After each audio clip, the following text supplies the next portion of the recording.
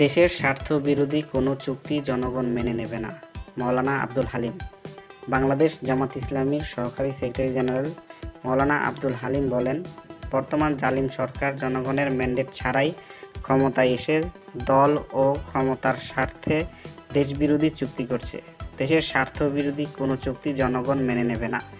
সরকার ভোটারহীন প্রহসনের নির্বাচনের মাধ্যমে ক্ষমতায় আসার পর দেশবিরোধী বিভিন্ন কর্মকাণ্ড চালিয়ে যাচ্ছে।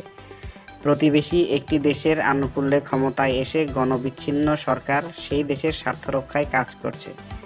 গত ২৮শে জুন শুক্রবার কুড়িগ্রাম জেলা উপজেলা মজলিসে শুরা কর্মপরিষদ সদস্যদের শিক্ষা শিবিরের বৈঠকে প্রধান অতিথির বক্তব্যে মাওলানা আব্দুল হালিম এসব কথা বলেন।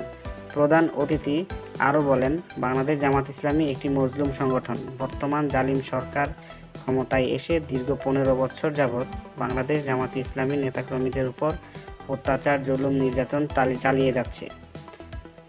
দলটির শীর্ষ নেতৃবৃন্দকে ফাঁসি দিয়েও হামলা মামলা করেও বাংলাদেশ জামাত ইসলামীকে দমিয়ে রাখতে পারেনি, ভবিষ্যতেও পারবে না ইনশাল্লাহ।